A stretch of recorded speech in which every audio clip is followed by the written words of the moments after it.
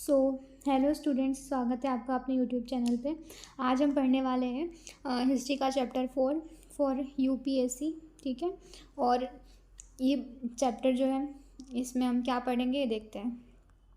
इस चैप्टर में हम पढ़ने वाले हैं कि हमारी जो बुक्स हैं और जो ब्यूरियल्स हैं पुराने टाइम के हमारे पास्ट के बारे में क्या बताते हैं।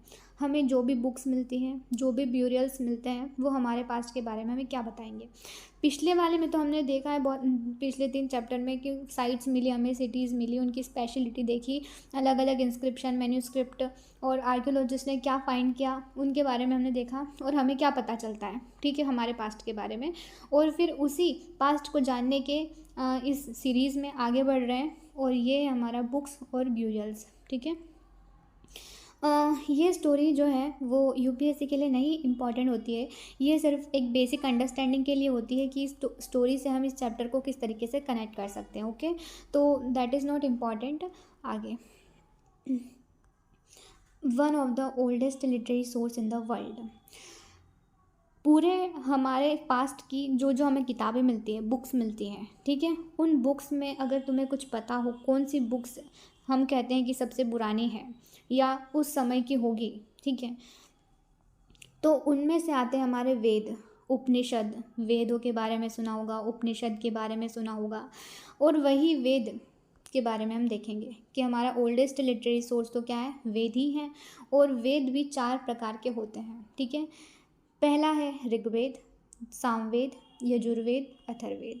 ये हमारे 4 वेद होते हैं और इनमें से भी सबसे ओल्डेस्ट जो वेद है वो ऋग्वेद है, इज़ द ओल्डेस्ट। ठीक है, ऋग्वेद कौन सा है, सबसे ओल्डेस्ट वेद है, सबसे ओल्डेस्ट है ऋग्वेद। और ये कंपोज किया गया था अराउंड 3500 ईयर अगो, 3500 साल पहले जो है वो ये ऋग्वेद जो है वो कंपोज किया गया था, राइट। ऋग्वेद को ज़्यादातर ये हम बाद में पढ़ेंगे, लेकिन 3500 साल पहले इसको कंपोज किया गया। फिर इसमें 1000 से ज़्यादा हीम्स हैं, भजन, 1000 से ज़्यादा, ठीक है, भजन है इसमें, जिसे वेल सेड और सुक्ता भी बोला जाता है, ठीक है, वेल सेड और सुक्ता भी बोला जाता है। ऋग्वेद में ज़्यादातर जो हीम्स हैं वो बताते हैं, वो लिखे गए हैं अलग अलग गॉड और गॉडेसेस के प्रेज में, उनको खुश करने के लिए, उनकी प्रार्थना करने के लिए लिखे गए हैं, ठीक है, गॉड और गॉडेसेस को प्रेज करने के लिए लिखे गए हैं। और इनमें से भी इंद्र, अग्नि और सोम जो हैं, ये 3 गॉड जो हैं वो इनको ज़्यादा इम्पोर्टेंस दी गई है ऋग्वेद में। ऋग्वेद में इन 3 गॉड को ज़्यादा इम्पोर्टेंस दी गई है as comparison to other god, ठीक है। अग्नि जो गॉड है वो फायर के गॉड हैं, ठीक है, गॉड ऑफ फायर। इंद्र जो हैं वो वॉरियर गॉड है, ठीक है, योद्धा की तरह उनको बताया गया है। और सोम जो है वो प्लांट है एक, जिससे स्पेशल ड्रिंक प्रिपेयर की जाती थी। हमारे सनातन धर्म में क्या होता है कि बहुत सारे अलग अलग चीज़ों, अलग अलग बोल सकते हैं, नेचर को हम क्या करते हैं, गॉड की उपाधि देते हैं। जैसे हमारे रिवर्स भी हैं, हमारे जो सन है, मून जो है, उन्हें भी हम क्या कहते हैं कि हमारे गॉड है, ठीक है। इसी तरीके से सोम जो है वो एक प्लांट है जिससे स्पेशल ड्रिंक प्रिपेयर की जाती है, लेकिन इन्हें भी गॉड का उपाधि दिया गया है, ठीक है, इन्हें भी गॉड की बोल सकते हैं कि एक प्लेस दी गई है। तो ऋग्वेद में सबसे ज़्यादा पॉपुलर गॉड जो है वो 3 है, अग्नि, इंद्र और सोम। आगे बढ़ते हैं। ये जो वेद है वो, मतलब ये जो हीम्स हैं जो ऋग्वेद में लिखे गए हैं, 1000 से ज़्यादा हिम्स लिखे गए हैं, वो कंपोज किए जाते थे ऋषि के द्वारा, सेगेस के द्वारा, ठीक है, ऋषि इसको कंपोज करते थे।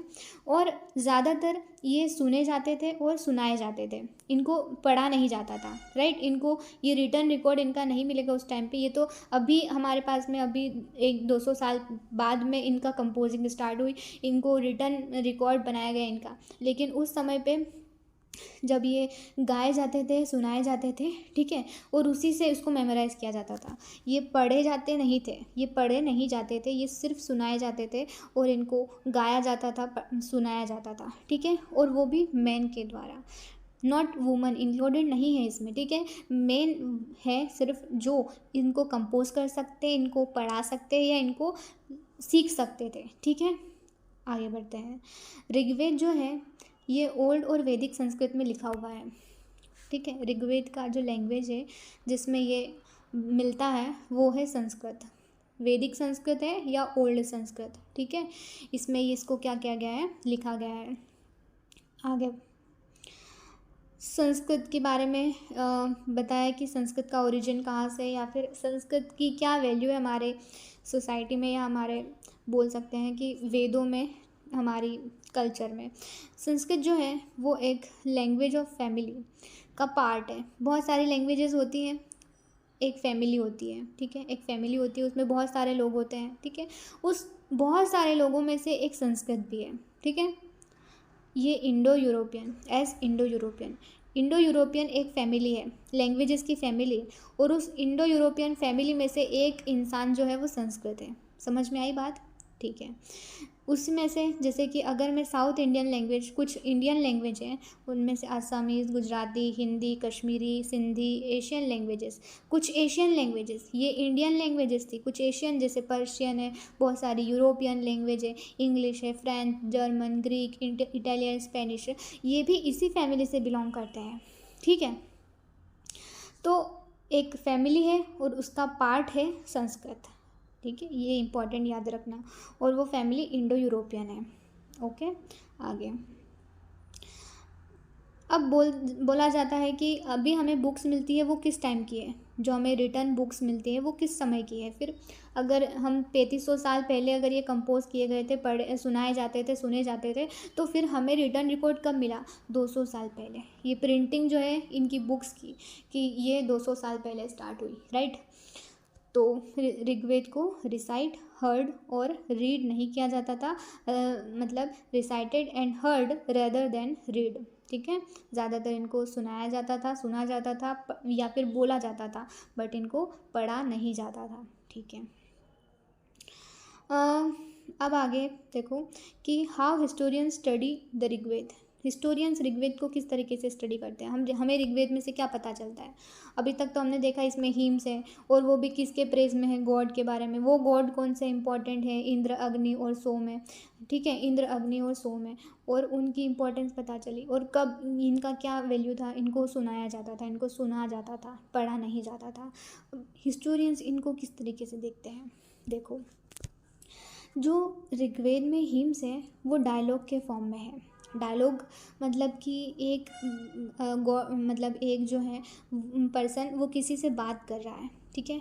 या स्टूडेंट हो सकता है, टीचर हो सकता है, वो किसी से, स्टूडेंट टीचर हो सकता है, वो किसी से बात कर रहा है। एक स्टूडेंट ने कुछ क्वेश्चन पूछा टीचर से, टीचर उसका जवाब दे रहा है, या फिर एक फ्रेंड है वो दूसरे फ्रेंड को जवाब दे रहा है। इस तरीके से डायलॉग के फॉर्म में है ये हीम्स जो है ऋग्वेद में। जो हीम्स है, जो ऋग्वेद में जो हीम्स हैं वो डायलॉग के फॉर्म में है, राइट। और अब इनमें से भी अगर मैं बात करूँ किसी एक हीम की, ठीक है, वो है एक डायलॉग है, एक सैग है, विश्वामित्र ऋषि है, ये एक विश्वामित्र ऋषि है, और ये बात कर रहे हैं दो रिवर्स से, ब्यास और सतलज से, ठीक है।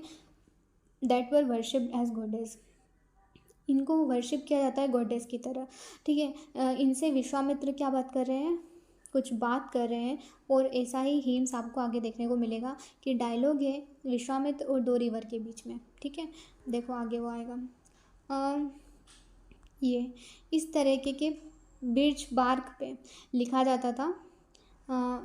मतलब हमारे जो मैन्यूस्क्रिप्ट है, ऋग्वेद की मैन्यूस्क्रिप्ट जो है वो हमें इसमें मिली है। मैन्यूस्क्रिप्ट हाथ से लिखा हुआ, और हाथ से किस पे, पत्ते पे लिखा जाता, उस टाइम पे पेपर अवेलेबल नहीं था, तो इसी वजह से बीच बार्क पे लिखा हुआ हमें ऋग्वेद का मैन्यूस्क्रिप्ट मिलता है, जो कि हमें कश्मीर में मिला है, ठीक है, कश्मीर पे मिला है।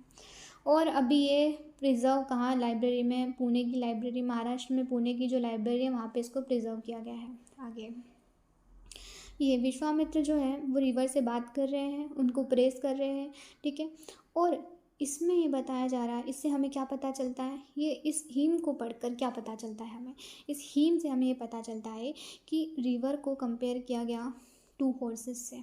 किस तरीके से, देखो विश्वामित्र कहते हैं कि O river come down from mountain like 2 swift horses. उनको कंपेयर कर दिया 2 हॉर्स, ठीक है, 2 शाइनिंग काउज, और लिख देयर का काउस। तो विश्वामित्र ने बोला कि आप माउंटेन से नीचे आइए, 2 स्विफ्ट हॉर्सेस के जैसे, 2 शाइनी काउस की तरह आप नीचे आइए। तो इनको कंपेयर कर दिया, मतलब उनके लिए काउस और हॉर्सेस कितने इंपॉर्टेंट रहे होंगे ये बताता है। ठीक है, ये बताता है ऋग्वेद। ऋग्वेद का एक हिम पढ़कर हमें ये समझ में आता है कि उस टाइम पे हॉर्सेस और काउस इंपॉर्टेंट रहे होंगे, तभी उनको किसी गॉडेस से कंपेयर कर दिया है, और वो गॉडेस कौन है? रिवर। ठीक है, तो ये और इस वजह से हमें पता चलता है कि हॉर्सेस और काउस वैल्यूड एनिमल थे, और इसी वजह से उनको कंपेयर किया गया 2 हॉर्सेस और काउस की। ये इतना इंपॉर्टेंट नहीं है क्या बात हुई, इम्पॉर्टेंट ये है कि हमें इस बातचीत से क्या पता चलता है। ठीक है, बस ये इम्पॉर्टेंट है। आगे, रिवर्स स्पेशली इंडस और उसकी ट्रिब्यूटरी और सरस्वती, इन 2 रिवर्स को ज़्यादा इम्पोर्टेंट दी गई है। किसको? इंडस और सरस्वती को। बाकी रिवर्स की भी बात हुई है, गंगा यमुना की, बट सिर्फ 1 या 2 बार। बट ज़्यादातर अगर किसी रिवर की बार बार बात आई है तो वो इंडस की और सरस्वती की बात आई है ऋग्वेद में। ठीक है, ये बात याद रखना, इंडस और सरस्वती की। आगे, कैटल, हॉर्सेस एंड चैरियट्स है। ऋग्वेद में मेंशन मिलता है कि वहाँ पे प्रेयर्स की जाती थी, प्रेयर्स की जाती थी। ऋग्वेद में मेंशन मिलता है प्रेयर्स की जाती थी, किसके लिए? आज हमारे पास में हमें जो चाहिए होता है उसके लिए हम प्रेयर करते हैं गॉड से कि हमें ये दे दो, वो दे दो। ठीक है, उस टाइम पे लोगों के मन में क्या इच्छा रहती होगी ज़्यादा? ठीक है, फॉर कैटल, फॉर चिल्ड्रन और फॉर हॉर्सेस, और चिल्ड्रन में भी स्पेशली सन के लिए। ठीक है, लड़के के लिए प्रेयर की जाती थी। तो ये इम्पॉर्टेंट होते थे उनके लिए इतना, कैटल, एक चिल्ड्रन, स्पेशली सन और हॉर्सेस के लिए प्रेयर की जाती थी। दूसरा, अब आता है कि बैटल्स भी लड़ी जाती थी। ऋग्वेद में ये भी मेंशन है कि लोग उस टाइम पे क्या करते थे, बैटल्स भी लड़ते थे। ये बात हो रही 3500 ईयर अगो की, याद रखना ये 3500 ईयर अगो। ठीक है, इसमें बैटल्स लड़ी जाती थी पानी के लिए और लोगों को कैप्चर करने के लिए। उनका इससे ज़्यादा कोई वो महत्वाकांक्षा नहीं थी आज के टाइम पे कि हमें उसकी वेल्थ के लिए हम लड़ाई कर रहे हैं या किसी की, हाँ ये सब के लिए लड़ाई कर रहे हैं। उस टाइम पे इम्पॉर्टेंट होता था वाटर और लोग। ठीक है, और जो भी उन्हें वेल्थ मिलती थी उस बैटल को लड़कर, अगर वो जीत गए, उन्हें जो भी वेल्थ मिलती थी वो लीडर रखता था जो बैटल लड़ रहा है। कुछ पृष्ठ को दी जाती थी, मतलब ब्राह्मण, उनके जो भी पृष्ठ हैं, ब्राह्मण वगैरह, उनको दी जाती थी। बाकी की बची हुई लोगों में डिस्ट्रीब्यूट कर दी जाती थी, और बाकी की बची हुई कुछ परफॉर्मेंस किए जाते थे, उससे यज्ञ और सेक्रीफाइस। ठीक है, वेल्थ का उपयोग कहाँ कहाँ पे हो रहा है देखो, एक लीडर रखेगा। ठीक है, दूसरा, एक तो लीडर रखेगा वेल्थ, एक लीडर रखेगा, दूसरा प्रिस्ट के पास जाएगी, तीसरा जाएगी वहाँ लोगों के पास में, पीपल के पास में, और फिर जाएगी यज्ञ, सेक्रीफाइस परफॉर्म होंगे उससे। ठीक है, तो ये बात बहुत ज़्यादा इम्पॉर्टेंट है कि वेल्थ का क्या काम होता था। बैटल लड़ी वाटर के लिए और कैप्चर करने के लोगों के जो वेल्थ मिली वो जाएगी लीडर के पास में, ब्राह्मण के पास में, लोगों के पास में, और यज्ञ और सेक्रीफाइस परफॉर्म किए जाएंगे। यज्ञ सेक्रीफाइस में क्या होता है कि उसमें घी, ग्रेन, एनिमल्स भी हो सकते हैं, उनको भी ऑफरिंग की तरह यूज़ किया जाता था सेक्रीफाइसेस में। ठीक है, इनकी आहुति दी जाती होगी। ठीक है, घी, ग्रेन और एनिमल्स की कुछ केसेस में। आगे, 2 ग्रुप थे। ऋग्वेद में मेंशन मिलता है हमें कि 2 ग्रुप में बटा हुआ था पूरा सोसाइटी, 2 ग्रुप में डिवाइडेड। ठीक है, एक और 2 ग्रुप में डिवाइडेड, और पहला ग्रुप वो भी किसके बेस पे डिवाइडेड है, वो डिवाइडेड है अपने वर्क के ऊपर कि क्या प्रोफेशन है उनका, क्या काम कर रहे हैं वो लोग। ठीक है, वो उनका क्या काम है उस पर वो डिवाइडेड है। ठीक है, तो एक है ब्राह्मण जो कि अलग अलग रिचुअल्स हैं परफॉर्म कर रहा है, और दूसरा है राजा जो क्या कर रहा है, जो राज्य को चला रहा है। तो ऋग्वेद में 2 पार्ट में डिवाइडेड है सोसाइटी, 2 पार्ट में डिवाइडेड है, एक है ब्राह्मण और एक है राजा। ब्राह्मण सेक्रीफाइस या रिचुअल्स परफॉर्म कर रहा है, सेक्रीफाइस परफॉर्म कर रहा है, और राजा जो है वो सोसाइटी को गवर्न कर रहा है। ठीक है, तो राजा के पास में ये भी पता चलता है, ऋग्वेद में मेंशन है कि कैपिटल नहीं हुआ करती थी। कैपिटल सिटीज़ जैसे आज हर राज्य की कैपिटल होती है, उस समय पे भी होती थी, लेकिन ऋग्वेद में नहीं मिलती है। मतलब 3500 साल पहले राजा कैपिटल नहीं होती थी, उनके पास में टैक्स भी कलेक्ट नहीं करते थे, इवन उनके पास में आर्मीज़ भी नहीं हुआ करती थी, ठीक है। इतना सुराज्य था कि उन्हें ये सब मेंटेन करने की ज़रूरत ही नहीं थी, लोग इतने अच्छे हुआ करते होंगे शायद, ठीक है। तो कैपिटल भी नहीं उनकी कोई सिटी, ना आर्मी है, ना वो टैक्स कलेक्ट कर रहे हैं, ठीक है, ये हमें पता चलता है। और सन ऑटोमेटिकली सक्सीड नहीं होगा। आज क्या होता है, मतलब उसके बाद भी स्टार्ट हुआ कि सक्सेसर कौन होगा फादर का, सन, लेकिन ऋग्वेद में नहीं मिलता है। मतलब 3500 साल पहले जो है ये सन डायरेक्टली सक्सीड नहीं होता था एज राजा। आगे ऋग्वेद में कुछ टर्म मेंशन है, कुछ टर्म जो हमें पता होनी चाहिए, जैसे जन, जैसे विश। जन का मतलब होता है, what is the meaning of जन, लोगों के लिए, और विश भी लोगों के लिए, लेकिन कुछ अलग टाइप के। ये वर्ड डिस्क्राइब करेगा कुछ अलग ऑथोरिटी और ये वर्ड डिस्क्राइब करेगा कुछ अलग ऑथोरिटी। जैसे कि जो वैश्य है वो कहाँ से आया है, विश से आया है, ठीक है, विश से आया है। एंड जो हम आगे चैप्टर में पढ़ेंगे, लेकिन कुछ सेवरल विश और जन जो हैं उनके मेंशन बाय नेम, जैसे कि हमें कुछ पुरुजन मिलते हैं, कुछ पुरुजन मिलते हैं, कुछ भरत जन मिलते हैं, कुछ यादु जन मिलते हैं। सोसाइटी डिवाइडेड 2 पार्ट में, राजा और ब्राह्मण, वो तो है, लेकिन अब यहाँ पे जन, लोग, आम जनता भी तो होगी। आम जनता में जो है वो जन है और विश है, ये एक ही है, एक ही नहीं है, ठीक है। उनकी ऑथोरिटी अलग हो सकती है, जैसे ब्राह्मण, शूद्र, वैश्य, ये सब अलग से जब वर्ण सिस्टम बना वो अलग आए, लेकिन वो आगे के चैप्टर में पढ़ेंगे हम। यहाँ पे क्या है कि सोसाइटी ब्राह्मण और किंग को ज़्यादा इम्पोर्टेंस दी जा रही है, और बाकी की जो जनता है वो जन और विश में डिवाइडेड है, ठीक है।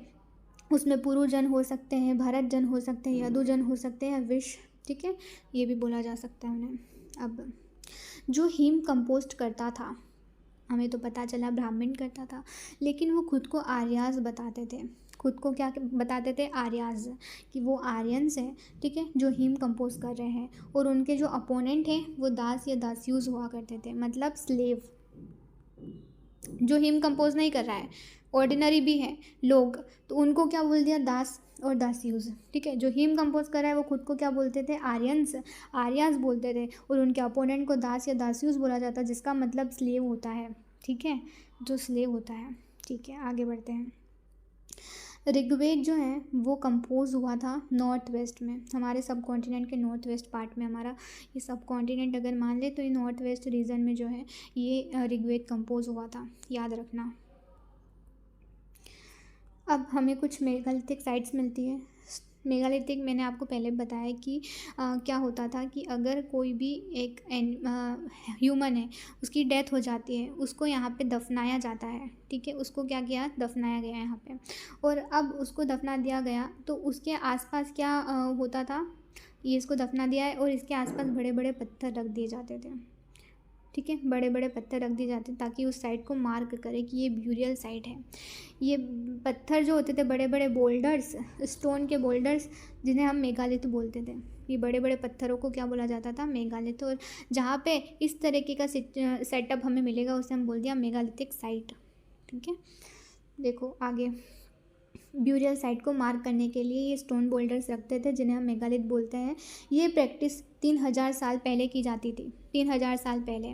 वो ऋग्वेद का 3500 साल पहले का था, और ये 3000, मतलब इसके 500 साल बाद 3000 साल में पहले क्या हुआ करता था, लोग कोई भी दफना दिया है तो उसके आसपास उसकी साइट को मार्क करने के लिए क्या करते थे, बोल्डर्स रखते, स्टोन बोल्डर्स रखते थे उसके आसपास, राइट, ठीक है। ये ज़्यादातर ब्यूरियल साइट्स जो है हमें वो मेगालिथिक साइट्स भी बोल सकते हैं इन्हें हम। ये कहाँ पे मिलती है, डेक्कन में, साउथ इंडिया, नॉर्थ ईस्ट और कश्मीर में। ये हमारा इंडिया है, डेक्कन में मिली है कुछ साइट्स, कुछ कश्मीर में मिली है, कुछ नॉर्थ ईस्ट वाले रीजन में मिली है, और कुछ हमें साउथ में मिली है, ठीक है। ओके, आगे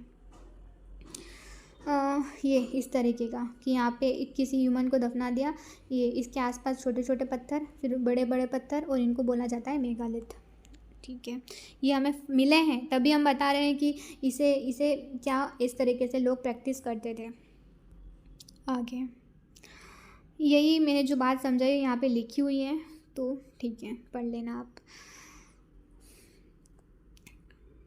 dead buried with distinctive ports. अभी तक तो मैंने बताया कि एक ह्यूमन, उसके आसपास बड़े बड़े पत्थर, ठीक है, लेकिन अब उसी डेड पर्सन के साथ में कुछ पोर्ट्स, ठीक है, वो भी ब्लैक या रेड तरीके के, रेड कलर्स के, अलग अलग नक्काशी उनके पास में, या वेपन्स के साथ में, या हॉर्स के स्केलेटन के साथ में, हॉर्स के इक्विपमेंट के साथ में, ऑर्नामेंट के साथ में गोल्ड। तो किसी ह्यूमन को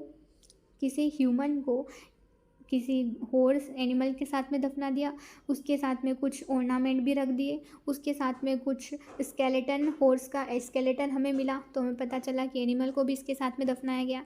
इसके साथ में हमें गोल्ड और स्टोन के ऑर्नामेंट्स भी मिले, हमें यहाँ पे वेपन्स भी मिले इस साइट्स में, ठीक है। तो इससे हमें क्या पता चलता है कि वो लाइफ आफ्टर डेथ में बिलीव करते थे। तो देखो ये बात बहुत ज़्यादा ज़रूरी है कि आगे साइट्स भी पता चलेगी हमें कि कौन कौन सी साइट्स जो हैं वो ये मेगालिथिक साइट्स हैं। जैसे कि इस तरीके के वेपन्स मिले हमें उस पर्सन के साथ में जिसको दफनाया गया था, ठीक है, उसके आसपास, उसके पास में ये सारी चीज़ें मिली हैं, वेपन्स हैं, ये कुछ चप्पल उस टाइम पे लोग पहनते होंगे शायद इस तरीके की, और ये कुछ ऑर्नामेंट्स, वो सब। आगे ब्रह्मगिरी एक साइट है। ब्रह्मगिरी एक साइट है। साइट क्या होती है? जहाँ पे हमें रिमेन्स मिले चीज़ों के। तो ब्रह्मगिरी एक साइट है जहाँ पे हमें एक स्केलेटन मिलता है जिसको बरी किया गया 33 गोल्ड बीट के साथ में।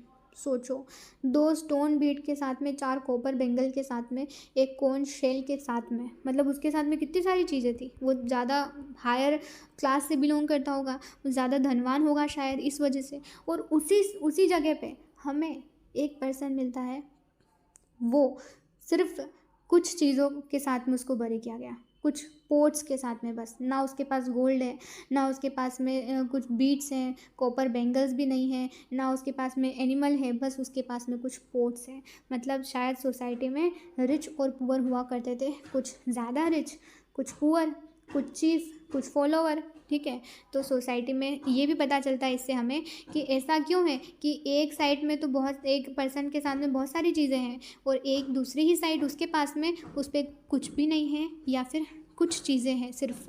तो शायद यहाँ पे अमीर गरीब भी होते होंगे कि कुछ सोसाइटी का कुछ क्लास ऊंचा होगा, कुछ नीचा होगा, कुछ रिच होंगे, कुछ पुअर होंगे, ठीक है। इससे ये पता चलता है साइड से। अब मेगालिथ में मोर देन 1 स्केलेटन। अब ये क्या बात हो गई? अभी तक तो एक स्केलेटन के साथ में दफनाए जा रहे थे, कुछ ऑर्नामेंट कुछ रख दिए, चीज़ें अलग अलग, और उनके साथ में दफनाया। अब तो क्या हो रहा है कि एक बंदे के साथ में उसी फैमिली का दूसरा पर्सन भी, तीसरा पर्सन भी, या पूरी फैमिली ही दफनाई गई है, लेकिन not at the same time. क्या मतलब है इसका? जगह एक ही है, एक पर्सन को दफना दिया, ठीक है, फिर थोड़े टाइम बाद, अगर कुछ सालों बाद दूसरे पर्सन की डेथ हो जाती है उसी फैमिली से, उसको भी उसी के पास में दफनाया जाएगा, तीसरे को भी उसी के पास में। तो पूरी फैमिली को एक ही जगह दफनाया जाता, but not at the same time. ये भी हमें पता चलता है, ठीक है। चलो आगे, ईमान गाँव का बारे में बहुत ज़्यादा इंपॉर्टेंट है, याद रखना है। यहाँ पे हमें ब्यूरियल साइट्स मिलती हैं, क्योंकि ये पड़ता है रिवर घोड़ पे, और ट्रिब्यूटरी, भीमा की ट्रिब्यूटरी है रिवर घोड़ पे। ये ईमान गाँव स्थित है। मैप में देखना है इसकी लोकेशन कहाँ पे पड़ता है, और ये आ सकता है क्वेश्चन यूपीएससी में कि ईमान गाँव इज़ फेमस फॉर। ईमान गाँव के बारे में हमें क्या पता चलता है? ये 3600 से 27 साल तक का बीच का टाइम पीरियड में ये लाई करता है ईमान गाँव। 3600 से 2700 साल पहले का टाइम पीरियड जो है उसमें ईमान गाँव का मेंशन है।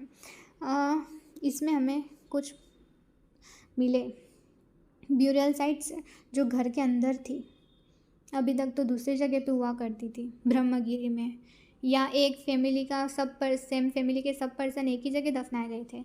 अब यहाँ ईमान गाँव में तो हमें ऐसा मिला कि घर के अंदर ही हमने ब्यूरियल साइट बना दी है वाह, ठीक है। इनका ये ज़्यादातर नॉर्थ में मिली है, नॉर्थ सब कॉन्टिनेंट के नॉर्थ में मिली है यहाँ पे इस तरीके की साइट कि घर के अंदर ही उनके ब्यूरियल साइट्स हों, ठीक है। आगे बाकी इसमें कुछ भी इम्पोर्टेंट नहीं है। ये इम्पोर्टेंट है कि चरक के बारे में बहुत ज़्यादा पढ़ लेना, बहुत ज़्यादा नहीं, अच्छा खासा तुम्हें पता होना चाहिए, क्योंकि पहले भी यूपीएससी क्वेश्चन पूछ चुका है प्रीलिम्स में इनके बारे में। ये फिजिशियन थे इम्पॉर्टेंट, और फेमस फिजिशियन थे, इन्होंने चरक संहिता लिखी है। इन्होंने बताया कि ह्यूमन बॉडी में 660 बोन्स होती हैं, ठीक है। अच्छा खासा इनका कंट्रीब्यूशन है, तुम्हें याद होना चाहिए, तुम्हें पता होना चाहिए इनके बारे में, ठीक है। तो चरक फिजिशियन, इन्होंने चरक संहिता लिखी है, इनकी बुक है ये मेडिसिन के ऊपर, ठीक है। मेडिसिन के ऊपर इनकी बुक है और चरक संहिता जिसका नाम है, ठीक है। इन्होंने बताया है कि ह्यूमन बॉडी में 360 बोन होती है, 206 होती है वैसे तो, बट उन्होंने टाइम पे इन्होंने ये बताया था। तो वी आर कोई भी नहीं है हम जो इनको जज करें, राइट। आगे बढ़ते हैं। ऑक्यूपेशन एट ईमान गाँव। ईमान गाँव का ऑक्यूपेशन देख लो, क्या काम करते थे लोग। Wheat, barley, rice, pulses, millet, peas, sesame, ये ग्रो करते थे। ये क्या ग्रो करते, ये क्या रेयर करते, ये तुम्हें पता होना चाहिए, क्वेश्चन आ सकता है। ये साइट कहाँ पे लोकेटेड है, ये क्वेश्चन आ सकता है, राइट। देखो, ईमान गाँव का ऑक्यूपेशन है wheat, barley, rice, pulses, millet, peas, sesame grow करना, ठीक है। Cattle, buffalo, goat, sheep, dog, horse, ass, pig, sambar, spotted deer, blackbuck, antelope, hare और मैंगूस, इनको रेयर करना, ठीक है। बेर, आंवला, जामुन, डेट, इनको कलेक्ट करना। बेर, आंवला, जामुन, डेट को कलेक्ट करना। ये क्या कलेक्ट करते, ये क्या रेयर करते, ये क्या कल्टीवेशन करते, बहुत ज़्यादा इंपॉर्टेंट है ईमान गाँव के लोग, ठीक है। आगे चलो, चैप्टर ख़त्म हो चुका है, बट इसमें अभी भी कुछ चीज़ें इंपॉर्टेंट हैं। डेट, जो मैं तुमको हर बार बताती हूँ चैप्टर के एंड में, कि ये डेट बहुत ज़्यादा इंपॉर्टेंट होती है। इसमें बताया गया है कि बिगिनिंग कब हुई वेदों की कंपोजिशन की, बताया था 3500 साल पहले, ठीक है। बिगिनिंग मेगालिथ साइट कब मिली हमें, 3000 साल पहले। ईमान गाँव का सेटलमेंट कहाँ से कहाँ तक था, 3600 से 2700 तक का, ठीक है। ईमान गाँव का सेटलमेंट, ये मेगालिथ बिल्डिंग कब शुरू हुई, 3000 साल पहले, और वेद का कंपोजिशन 3500 साल पहले। और चरक जो थे वो कितने साल पुराने हैं मतलब उनका बर्थ वगैरह ये कब, मतलब किस टाइम पीरियड से बिलोंग करते हैं, 2000 साल पहले, राइट। 2000 साल पहले ये बिलोंग करते हैं, ठीक है। ये इंपॉर्टेंट है। चलो ठीक है, चैप्टर ख़त्म होता है। Thank you so much, tata, bye bye, have a nice day.